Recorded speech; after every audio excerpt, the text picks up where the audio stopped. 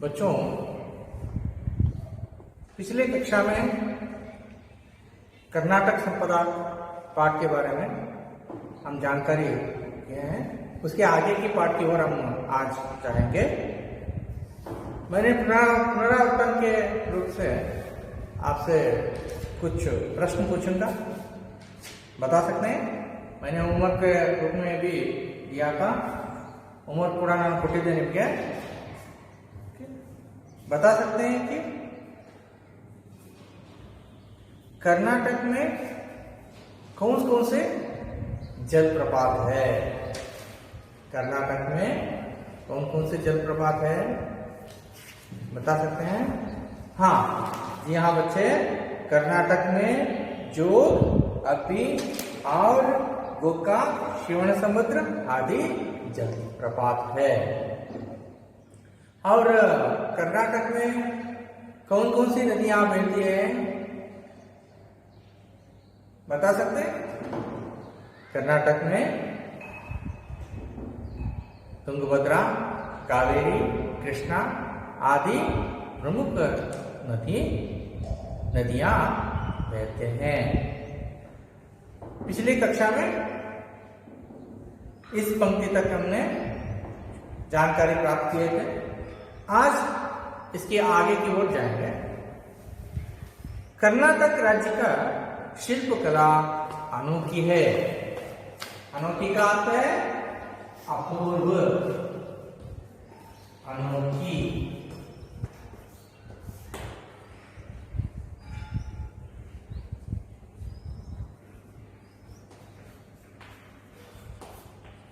अपूर्व, अनिता, अद्भुत।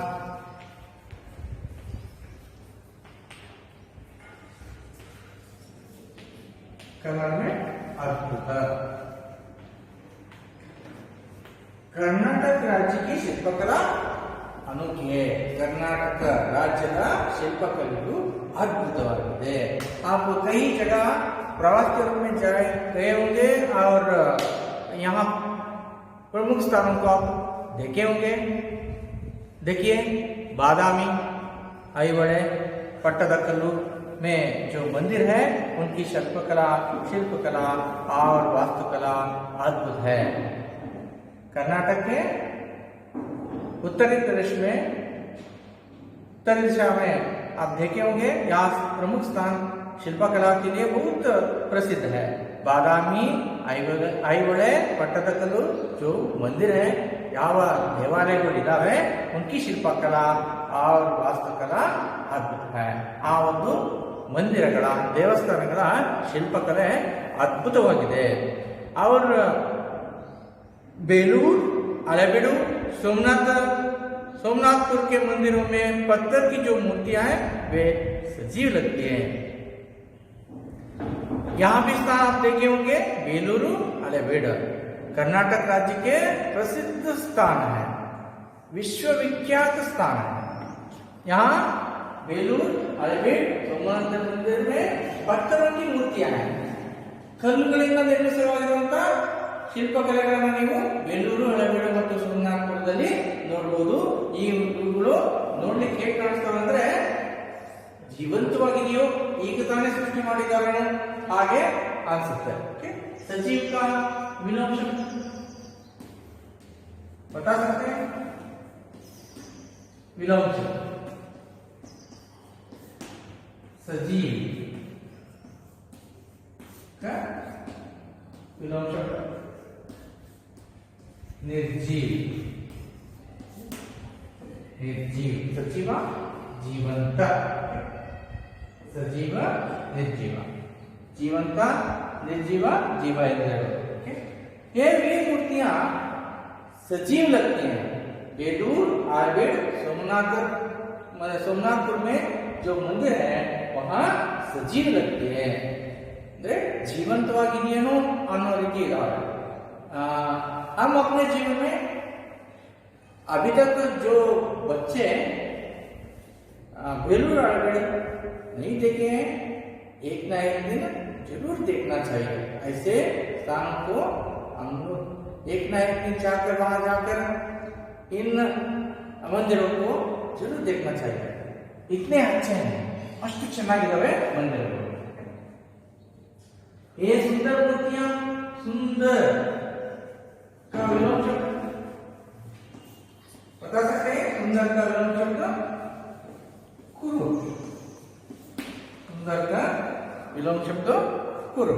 ये सुंदर मूर्तियां में रामायण, महाभारत, पुराणों की कहानियां सुनाती है। कहानी का बहुवचन, एक वचन बहुवचन, एक वचन बहुवचन, कहानी,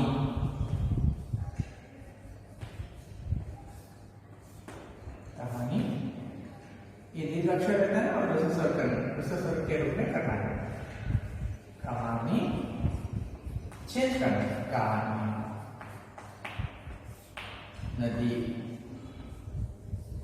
नदियां, नदी दीर्घ स्वर में या रस्व स्वर में करना है, नदियां। ये सुंदर मूर्तियां में रामायण, महाभारत, पुराणों की कहानियां सुनाती है। हम एक बार बेलूर हलेबीडु और सोमनाथ के मंदिर में जाकर हम देखते हैं तो वहां आप जरूर देख सकते हैं कि वहां के मंदिर के आगे और शिल्पकला में आप देख सकते हैं, वहां मूर्तियां हमें रामायण की कथा और महाभारत की कथा सुनाती है। ऐसे सुंदर मूर्तियां वहां बनाई गई है। एक ना एक दिन आप जरूर जाकर देखिए। मैंने भी अपने बच्चों को कई बार वहां देख के प्रवास के रूप में दिखाया। आप अभी तक देखे नहीं गए तो एक ना एक अपने जीवन में ऐसे सुंदर स्थान को एक ना एक दिन जरूर जाकर देखना चाहिए। श्रवण बेळगोळ में 57 फुट ऊंची गोमटेश्वर की एक शिला प्रतिमा है। ನೀವು ನೋಡಬಹುದು ಗೊಮಟೇಶ್ವರನ ಮೂರ್ತಿ ಇದೆ ಶ್ರವಣಬೆಳಗೊಳದಲ್ಲಿ, ಅದು 57 ಅಡಿ ಎತ್ತರದಲ್ಲಿ ಇದೆ। ऊंचा ಅಂದ್ರೆ ಎತ್ತರ, ಇದರ ಆಪೋಸಿಟ್ नीचा, ऊंचा नीचा। ಎತ್ತರವಾಗಿರುವಂತ 57 ಅಡಿ ಕಲ್ಲಿನಿಂದ ನಿರ್ಮಾಣ ಮಾಡಿದಂತ ಒಂದೇ ಕಲ್ಲು, ಏಕ್ ಶಿಲಾ का अर्थ है ಒಂದೇ ಶಿಲೆ, ಒಂದೇ ದೊಡ್ಡ ಬೃಹದಾಕಾರದ ಶಿಲೆಯಿಂದ ಮಾಡಿರುವಂತಹ ಒಂದು ಸುಂದರವಾಗಿರುವಂತಹ ಪ್ರತಿಮೆಯನ್ನು ನೀವು ಶ್ರವಣಬೆಳಗೊಳದಲ್ಲಿ ನೋಡಬಹುದು। जो दुनिया को त्याग और शांति का संदेश देती है। ಇದು ಆ ಶ್ರವಣಬೆಳಗೊಳದಲ್ಲಿರುವಂತಹ ಗೊಮಟೇಶ್ವರನ ಮೂರ್ತಿ ಎಷ್ಟು ಚೆನ್ನಾಗಿದೆ ಅಂದ್ರೆ ನೀವು ನೋಡಿ, ಅದು ಇಡೀ ಜಗತ್ತಿಗೆ ಒಂದು ಮೆಸೇಜ್ ಅನ್ನು ಕೊಡುತ್ತೆ, ಸಂದೇಶವನ್ನು ಕೊಡುತ್ತೆ। ಅದೇನಂತಂದ್ರೆ जो दुनिया को त्याग और शांति का संदेश देते हैं, ಅದು ಜಗತ್ತಿಗೆ ತ್ಯಾಗ ಮತ್ತು ಶಾಂತಿಯ ಸಂದೇಶವನ್ನ ಕೊಡುತ್ತೆ। ಇದು 1 अंकಗಳ ಪ್ರಶ್ನೆಗೆ एग्जाम ಅಲ್ಲಿ ಕೇಳಿದ್ರು। 1 अंक का प्रश्न है, जो गोमटेश्वर की मूर्ति दुनिया को क्या संदेश देती है? दुनिया को गोमटेश्वर की मूर्तियां दुनिया को त्याग और शांति का संदेश देता है। ಇದು ತ್ಯಾಗ ಮತ್ತು ಶಾಂತಿಯ ಸಂದೇಶವನ್ನ ಕೊಡುತ್ತೆ। ಶಾಂತಿ ಆಪೋಸಿಟ್ ಶಾಂತಿ ವಿಲೋಮ ಶಬ್ದ ಶಾಂತಿ, अशांति।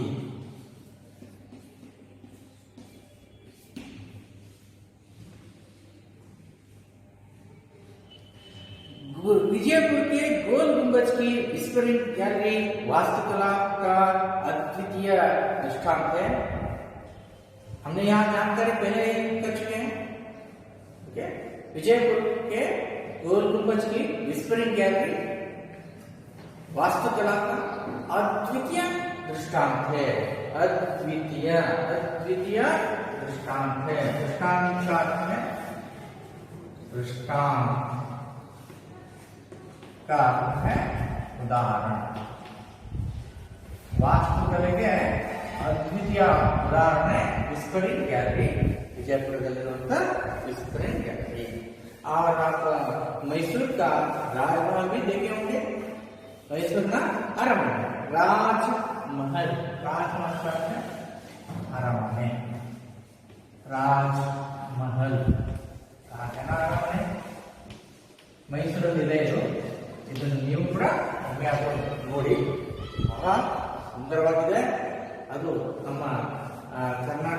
ಇತಿಹಾಸವನ್ನು ತೋರಿಸ್ಕೊಡುತ್ತೆ, ಮಹಾರಾಜರ ಆಳ್ವಿಕೆಯನ್ನು ತೋರಿಸ್ಕೊಡುತ್ತೆ. ಅದನ್ನು ನೀವು ಮೊದಲೊಮ್ಮೆ ನಮ್ಮ ಜೀವನದಲ್ಲಿ ಒಮ್ಮೆ ಆದರೂ ನಾವು ಮೈಸೂರು ಬಗ್ಗೆ ಇವನ್ನೆಲ್ಲ ನೋಡ್ಬೋದು. ಮೈಸೂರು का राजमहल कर्नाटक के वैभव का प्रतीक है. ಕರ್ನಾಟಕ ರಾಜ್ಯ ಹಿಂದಿನ ಕಾಲದಿಂದ ಹೇಗಿತ್ತು, ಅವರ ವೈಭವ ಹೇಗಿತ್ತು ಅದನ್ನ ನಾವು ಅಲ್ಲಿ ಈ ಮೈಸೂರಿನ ಅರಮನೆ ಹೋದ್ರೆ ಮೈಸೂರಿನ ಸುತ್ತಮುತ್ತಲು ಹಲವಾರು ಪ್ರದೇಶಗಳಿದಾವೆ. ಬರೀ ರಾಜ ಅರಮನೆ ಮಾತ್ರ ಅಲ್ಲ, ಇಲ್ಲಿ ಟಿಪ್ಪು ಸುಲ್ತಾನ ಆಳ್ವಿಕೆ ಮಾಡಿರುವಂತ ರಾಜ್ಯಭಾರ ಮಾಡಿರುವಂತ ಪ್ರದೇಶಗಳನ್ನು ನೋಡ್ಬೋದು, ಝೂ ನೋಡ್ಬೋದು. ಹಲವಾರು ಉತ್ತರವಾಗಿ ರಂಗನತಿಟ್ಟು, सोमनाथपुर, श्रीरंगपटना, श्रवणबेळगोಳ, ये आदि प्रदेश हैं मैसूर के समीप में है, मैसूर के पास है. जरूर हम एक बार मैसूर जाते हैं तो इन सभी प्रदेशों को आप देख कर आ सकते हैं. मनमोहक प्रदेश में कर्नाटक राज्य में यहाँ मैसूर प्रांत सुंदर प्रदेश है. मैसूर के आसपास में बहुत सी जगह है ऐसे प्रवासी लोगों के लिए बहुत पसंद होते हैं, मनपसंद प्रदेश भी है और बहुत खुशी से स्थानों को देखकर आ सकते हैं. आप एक न एक दिन यहाँ मैसूर जाकर यह सभी प्रांत देखिए. मैसूर का राजमहल कर्नाटक के वैभव का प्रतीक है. ನಮ್ಮ ಕರ್ನಾಟಕದ ವೈಭವನ ತೋರಿಸುವಂತ ಮಾದರಿ ಇದು ರಾಜಮಹಲ್ ಆಗಿದೆ. प्राचीन सेंट फिलोमिना चर्च मैसूर में है. प्राचीन कालದಲ್ಲಿ ಇದ್ದ सेंट फिलोमिना चर्च इंदू ಕೂಡ ನೀವು ನೋಡಬಹುದು. प्राचीन का विलोम शब्द प्राचीन का विलोम शब्द है आधुनिक.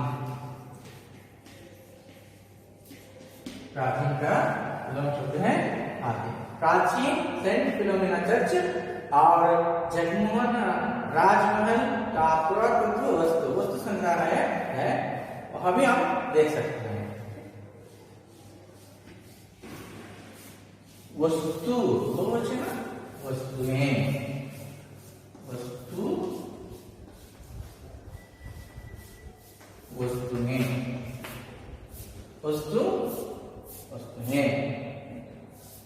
संग्रहालय में वस्तु संग्रहालय अत्यंत आकर्षणीय है. यहाँ मैसूर में है. यहाँ जगमोहन राजमहल पुरातत्व वस्तु संग्रहालಯ. ಹಿಂದಿನ ಕಾಲದಿಂದ ರಾಜರು ಉಪಯೋಗಿಸಿದಂತ ವಸ್ತುಗಳನ್ನ ಇಲ್ಲಿ ಸಂಗ್ರಹ ಮಾಡಿದ್ದಾರೆ. ಅದರ ಸ್ಥಳ ಯಾವುದಂದ್ರೆ ಜಗನ್ಮೋಹನ್ ರಾಜಮಹಲ್ ಆರ್ಟ್ ಗ್ಯಾಲರಿ ಕೂಡ ಇದಕ್ಕೆ ಕರೀತಾರೆ. ಇದು ಹಿಂದಿನ ಕಾಲದಲ್ಲಿ ಇರುವಂತ ಎಲ್ಲಾ ವಸ್ತುಗಳ ಸಂಗ್ರಹ, ರಾಜರು ಬಳಸಿದಂತ, ಸೈನಿಕರು ಬಳಸಿರುವಂತ ಎಲ್ಲ ಸಿಂಹಾಸನಗಳ, ಕತ್ತಿಗಳನ್ನ, ಬಂದೂಕುಗಳನ್ನ, ಅವ್ರು ಏನೇನು ಬಳಸಿದ್ರು ಎಲ್ಲ ವಸ್ತುಗಳ ಸಂಗ್ರಹಾಲಯ ಇದು ಜಗನ್ಮೋಹನ್ ರಾಜಮಹಲ್ ಇದೆ. ಇದನ್ನು ಕೂಡ ನಾವು ಮೈಸೂರಲ್ಲಿ ನೋಡಬಹುದು.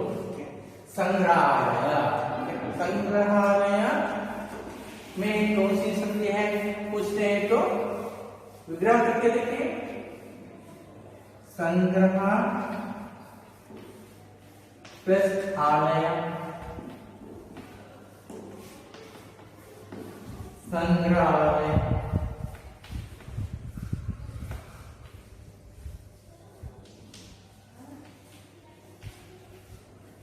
या कौन सी संधि हो सकते हैं देखेंगे. संग्रह एक आगे के शब्द है, संग्रह है, और प्लस प्लस है, दोनों मिलकर क्या होता है होता है. सूत्र के से हम देखते हैं तो प्लस मिलकर आदेश आते हैं तो यह दीर्घ संधि है.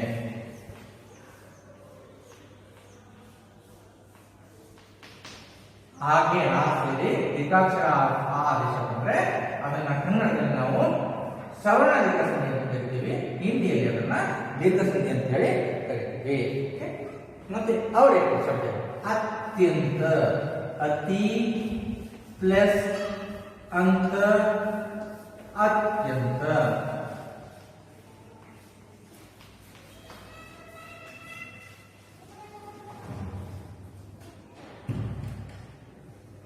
अति प्लस अंत अत्यंत।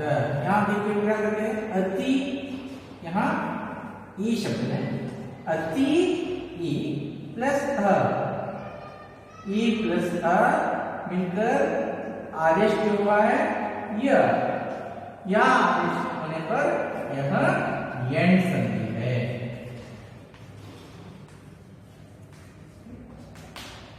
देखिए अति प्लस अंत अत्यंत, यह आकर्षणीय स्थान है। यहाँ जगनमोहन राजमहल पुरातत्व वस्तु संग्रहालय अत्यंत आकर्षणीय है। मैसूर में है यहाँ संग्रहालय, म्यूजियम में जो है यहाँ बहुत सुंदर है और पुरातत्व वस्तु को यहाँ संग्रहालय में संग्रहित किया गया है, हम देख सकते हैं।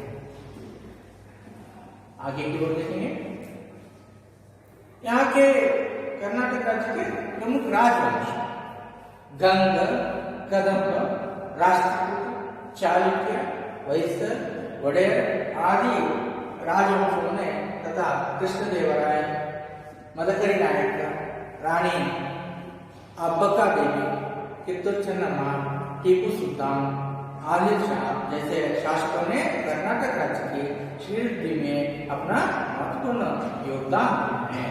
ಇವರು ನಮ್ಮ ರಾಜ್ಯದ ಏಳಿಗೆಗೋಸ್ಕರ ತುಂಬಾನೇ ಪ್ರಮುಖವಾಗಿರುವಂತಹ ಪಾತ್ರವನ್ನ ವಹಿಸಿದ್ದಾರೆ। योगदान का अर्थ है पात्र।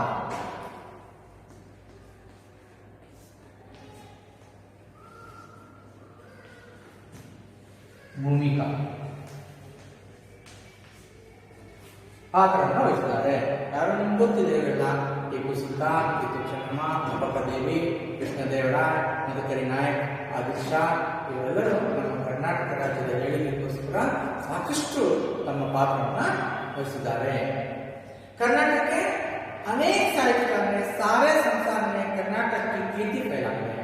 ನಮ್ಮ ಕರ್ನಾಟಕದ ಕನ್ನಡ ಕವಿಗಳು, ಕನ್ನಡ ಸಾಹಿತ್ಯಕಾರರು ನಮ್ಮ ರಾಜ್ಯದ ಪ್ರಖ್ಯಾತಿಯನ್ನ ವಿಶ್ವವಿಖ್ಯಾತಿಯನ್ನಾಗಿ ಮಾಡಿದ್ದಾರೆ। ಕರ್ನಾಟಕದ ಕೀರ್ತಿಯನ್ನ ವಿಶ್ವಸ್ತರದಲ್ಲಿ ನಮ್ಮ ಪ್ರಖ್ಯಾತಿಯನ್ನ ಗೊಳಿಸಿದ್ದಾರೆ ನಮ್ಮ ಸಾಹಿತ್ಯಕಾರರು। ಫೈಲಾನಾ ಹರಡುವುದು, ಫೈಲಾನಾ ಕರ್ನಾಟಕದ ಕೀರ್ತಿಯನ್ನ ಸಾಹಿತ್ಯಕಾರರು ವಿಶ್ವಮಟ್ಟದಲ್ಲಿ ನಮ್ಮ ಸಾಹಿತ್ಯಕಾರರು ನಮ್ಮ ರಾಜ್ಯದ ಕೀರ್ತಿಯನ್ನ ಹರಡಿದ್ದಾರೆ। ಹರಡುವುದು, ಫೈಲಾನಾ ಹರಡುವುದು।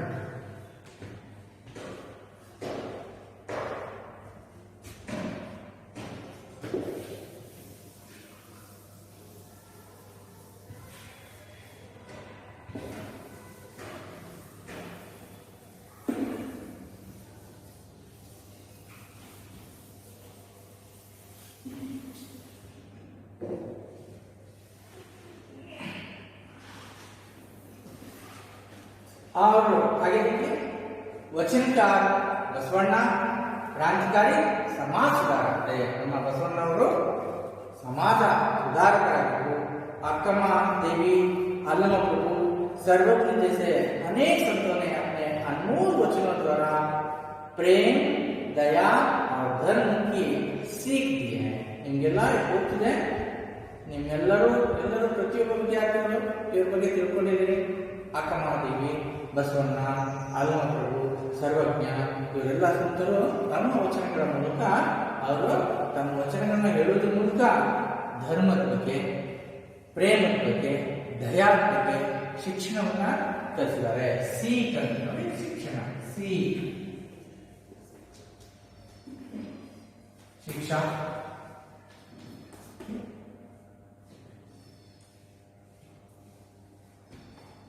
प्रेरणात्मक शब्द को आप जान सकते हैं। सीख यह मूल शब्द है, सीखना क्रिया शब्द है। प्रथम प्रेरणात्मक शब्द सिखाना, द्वितीय प्रेरणात्मक शब्द सीखवा।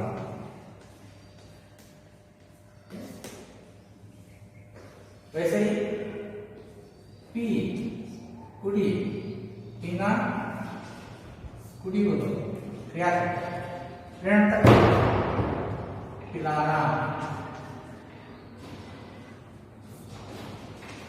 पिलवाना। वैसे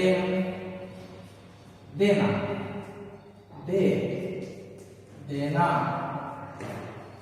देना का प्रथम प्रेरक शब्द दिलाना, दिलवाना। द्वितीय प्रेरक शब्द दिलवाना। प्रथम प्रेरणार्थक शब्द, प्रथम प्रेरणार्थक शब्द, द्वितीय प्रेरणार्थक शब्द, द्वितीय प्रेरणार्थक। बच्चों ऐसे ही आप 10 उदाहरण लिखकर आए। प्रेरणार्थक, प्रथम प्रेरणार्थक, द्वितीय प्रेरणार्थक, ऐसे शब्दों को 10 होमवर्क करके 10 वाक्यों को लिखकर आगे। ओके, आगे देखिए। वचनाकरण में हम लोगों को प्रेम, दया, धर्म की सीख दी है। प्रेमವನ್ನು ಕಲಿಸಿದ್ದಾರೆ, ಕರುಣೆಯನ್ನ ಕಲಿಸಿದ್ದಾರೆ। दया का अर्थ है करुणा, दया, करुणा, करुणे, ಕರುಣೆಯನ್ನ, ಪ್ರೇಮವನ್ನ, ಧರ್ಮವನ್ನ ಕಲಿಸಿಕೊಟ್ಟಿದ್ದಾರೆ ವಚನಕಾರರು। वैसे पुरंदरदास, कनकदास आदि भक्त कवियों ने भक्ति, नीति, सदाचार के गीत गाए हैं। ನಮ್ಮ ಕವಿಗಳು ಪುರಂದರದಾಸರು, ಕನಕ ಭಕ್ತ ಕವಿಗಳು ಏನ್ ಕಲಿಸ್ಕೊಟ್ಟಿದ್ದಾರೆ ನಮಗೆ? ಪುರಂದರದಾಸ್, ಕನಕದಾಸ್ ಈ ಎಲ್ಲ ಭಕ್ತ ಕವಿಗಳು ನಮಗೆ ಭಕ್ತಿಯನ್ನ, ನೀತಿಯನ್ನ, ಸದಾಚಾರ, ಒಳ್ಳೆಯತನ ನಮಗೆ ಕಲಿಸ್ಕೊಟ್ಟಿದ್ದಾರೆ। पंप, रन्ना, पुन्ना, कुमार व्यास, हरिहर, राघव आदि ने महान काव्यों की रचना कर कन्नड़ साहित्य को समृद्ध बनाए। ಇವರೆಲ್ಲರೂ ಸಾಕಷ್ಟು ಸಾಹಿತ್ಯವನ್ನು ಬರೆದು ನಮ್ಮ ಕನ್ನಡ ಸಾಹಿತ್ಯವನ್ನು ಸಮೃದ್ಧಗೊಳಿಸಿದ್ದಾರೆ। ನಮ್ಮ ನೋಡಿ, पंप, रन्ना, पुन्ना, कुमार व्यास, हरिहर, राघवांक आदि ने महान काव्यों की रचना की है। महान ಕಾವ್ಯಗಳನ್ನ ರಚನೆ ಮಾಡಿದ್ದಾರೆ, ನಮ್ಮ ಕನ್ನಡ ಸಾಹಿತ್ಯವನ್ನು ಸಮೃದ್ಧಗೊಳಿಸಿದ್ದಾರೆ। ಆಧುನಿಕ ಕಾಲಕ್ಕೆ ಇವರೆಲ್ಲ ಹಿಂದಿನ ಕಾಲದ ಕವಿಗಳಾದ್ರೆ, ನಮ್ಮ ಇತ್ತೀಚಿನ ಆಧುನಿಕ ಕವಿಗಳು, ಸಾಹಿತಿಗಳು ನೋಡಿ ಯಾರು? ಆಧುನಿಕ ಕಾಲಕ್ಕೆ ಸಾಹಿತ್ಯಕಾರ ಕುವೆಂಪು, ದ.ರಾ ಬೇಂದ್ರೆ, ಶಿವರಾಮ್ ಕಾರಂತ, ಮಾಸ್ತಿ ವೆಂಕಟೇಶ ಅಯ್ಯಂಗಾರ್, विक्रम गोकाक, युवा मूर्ति, गिरीश कार्नाड और चंद्रशेखर कंबार ज्ञानपीठ पुरस्कार से अलंकृत है। आप लोगों को जानकारी रखना चाहिए कि सारे भारत देश में कर्नाटक राज्य ऐसा राज्य है जिसमें महान साहित्यकार है जिन्होंने 8 ज्ञानपीठ पुरस्कार को कर्नाटक राज्य को दिए हैं। कोई भी राज्य में ऐसे महान साहित्यकार नहीं है। ऐसे महान 8 साहित्यकार ने हमारे राज्य को ज्ञानपीठ पुरस्कार दिलाया है। उन लोगों के बारे में उन लोगों के बारे में आप लोगों को जानकारी रखना चाहिए। एक बार देखिए उन लोगों का नाम: कुवेंपु, द.रा बेंद्रे, शिवराम कारंत, मास्ती वेंकटेश अय्यंगार, विक्रम गोकाक, युवा मूर्ति, गिरीश कार्नाड और चंद्रशेखर कंबार ज्ञानपीठ पुरस्कार से अलंकृत है। ಇವರೆಲ್ಲರೂ 8 ಜನ ನಮ್ಮ ಕರ್ನಾಟಕ ಸಾಹಿತ್ಯವನ್ನು ಸಮೃದ್ಧಿಗೊಳಿಸಿದ್ದಾರೆ, ಕರ್ನಾಟಕದ ಕೀರ್ತಿಯನ್ನು ಬೆಳೆಸಿದ್ದಾರೆ। ಇಡೀ ಸಂಪೂರ್ಣ ಭಾರತದಲ್ಲಿ ಎಷ್ಟು ರಾಜ್ಯಗಳಿದಾವೋ ಎಲ್ಲ ರಾಜ್ಯಗಳಲ್ಲಿ ಅತಿ ಹೆಚ್ಚು ಜ್ಞಾನಪೀಠ ಪುರಸ್ಕಾರ ಸಿಕ್ಕಿರೋದು ನಮ್ಮ ಕರ್ನಾಟಕ राज्य अष्टु नम साहित्य समृद्धಗೊಳಿಸಿದ್ದಾರೆ ಈ महान कविಗಳು। यहाँ कन्नड़ भाषा संस्कृति तथा कर्नाटक के लिए गौरव का विषय है। ಇದು ನಮ್ಮ ಕನ್ನಡ ಭಾಷೆ, ನಮ್ಮ ಸಂಸ್ಕೃತಿ, ನಮ್ಮ ರಾಜ್ಯಕ್ಕೆ ನಮಗೆ ಗೌರವವನ್ನು ತಂದುಕೊಡುತ್ತದೆ। अब यह पाठ समाप्त हो गया है। आप सारे होमवर्क कीजिए, प्रश्नोत्तर लिखिए, पूरी तरह पाठ का जानकारी लीजिए, प्रश्नोत्तर को लिखकर समझ लीजिए। धन्यवाद।